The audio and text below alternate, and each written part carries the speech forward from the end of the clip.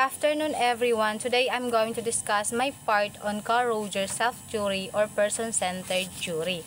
The basic actualizing is the only motive in the system, meaning the actualizing tendency is our driving force of life that causes the individual or causes us to become more complex, independent, and more socially responsible.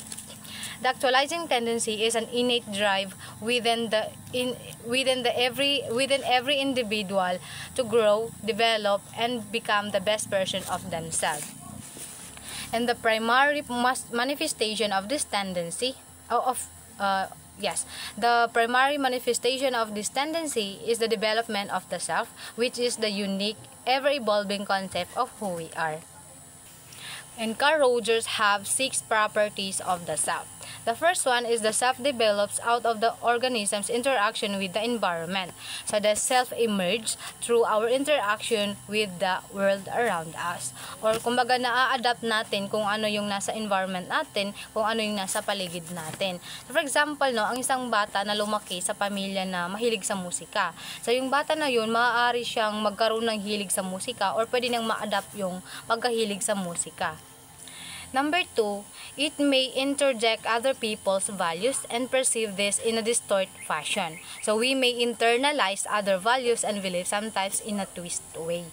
So for example, ang isang bata na laging pinagsasabihan ng parents na hindi siya magaling sa isang bagay, no?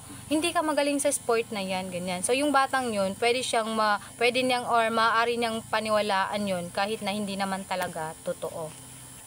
And the next one is the self strives for consistency, meaning the self seeks internal harmony and consistency. So for example, ikaw na loyal, makaka-feel ka or makakaramdam ka ng hindi comfortable, no? You feel uncomfortable pagka nagsisinungaling yung isa sa mga kaibigan mo. Kasi gusto mo, pareho kayong loyal, no? You seek consistency. So yung nais mo na maging parehas kayong loyal, yung nagtutulak sa iyo or kumaga yun yung nagtutulak sa iyo na makaramdam ng uncomfortable feeling. And number 4, the organisms behave in ways that are consistent with the self. We tend to act in ways that align with our self-concept. For example, ang isang taong mapagbigay at makasarili, no? Yung taong mapagbigay, madali lang sa kanila ang magbigay kasi kumbaga nakasanayan na nila or kaugalian na nila ang magbigay. Pero yung makasarili na yun, napakahirap sa kanya ang magbigay kasi hindi nila nakasanayan yung pagbigay, no? Kumbaga yung pag-uugali natin, yung nagpapakita sa halaga natin at paniniwala natin. Number 5 is experience consistent with the self-structure and perceived as threats, no? So the experiences that contradict who we are can be perceived as threatening, no? So for example, ang isang taong perfectionist, no? Nakakaramdam sila ng threat or nakakaramdam sila ng threat pag nakikita nila yung sarili nila sa isang larawan kung saan hindi sila maganda or kung hindi maganda yung kuha sa kanila. Yeah. And the last one is the self may change as a result of maturation and learning. No? So the self is not static, no? It can evolve or develop through maturation and learning. So for example, ang isang tao na tahimik or tahimik and mahiyain, tahimik at mahiyain ay pwedeng mas mapagkaibigan pa, no? Baga nagbabago tayo, yung pananaw natin ay nagbabago dahil sa ating experience or dahil sa ating pag-aaral. So next is the therapeutic process. So the first one is the non-directive therapy or ito yung hindi diretsong ay yung panggamot na hindi masyadong nanghihimasok, no? The therapist facilitate the client's self-discovery and growth rather than providing direction or advice, no? So yung mga gagamot or yung therapist, ina-facilitate lang nila yung client's self-discovery and growth. Hindi sila nagpo-provide ng direction or nag-a-advise, no? The second one is client-centered therapy.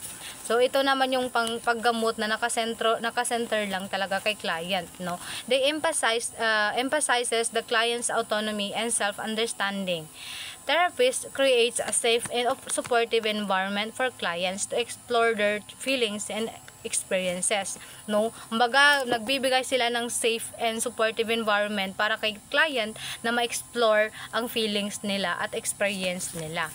No? The third is the person-centered therapy. Ito yung final term ni Rogers sa approach niya.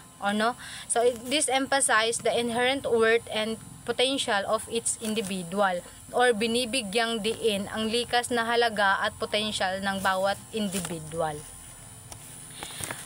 Now, dito naman tayo kay Carl Rogers' 7 stages of theory, or a journey of self-discovery. So Carl Rogers, a pioneer in humanistic psychology, outlined 7 stages that often characterize a client's journey in person-centered therapy. These stages represent a general progression, but remember that every individual experience is unique. So the first one is general movement in client process, or initial stage. The client begins to explore their concern and express their feeling. So for example, nahihirapan po akong makipag-usap sa ibang tao. Parang nahihiya po ako kasi hindi ko alam yung sasabihin ko. So parang gina-explore mo yung concern mo the same time na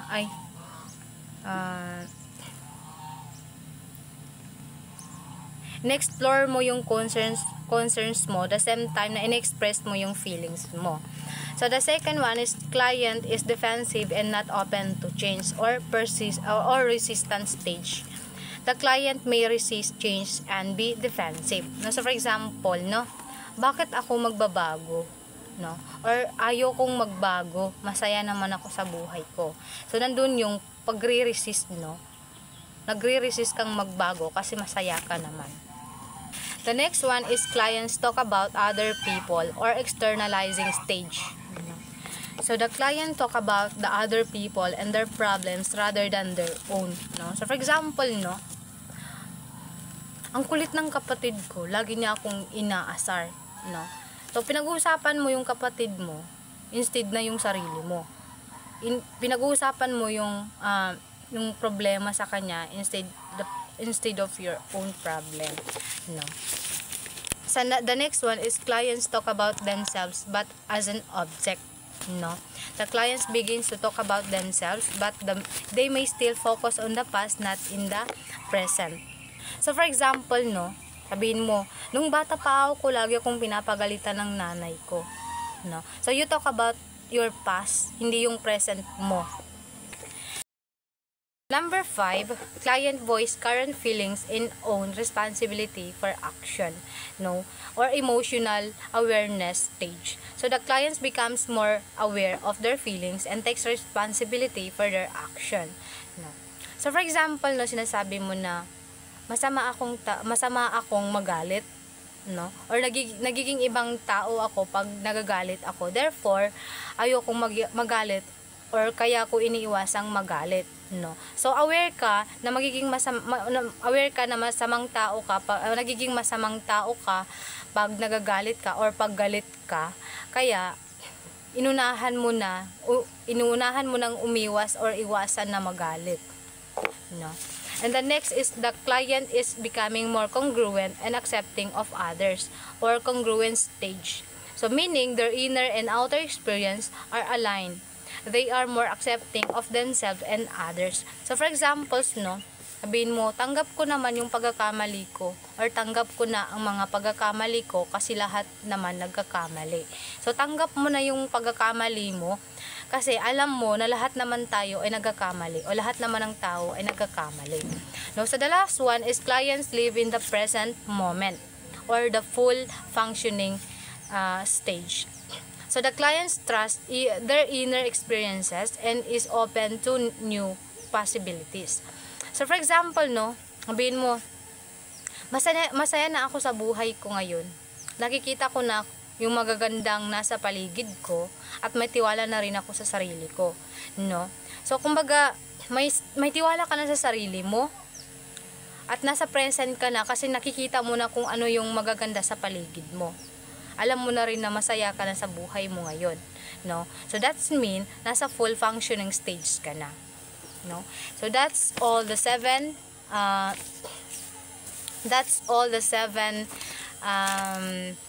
stages of therapy by Carl Rogers. So that's all. Thank you.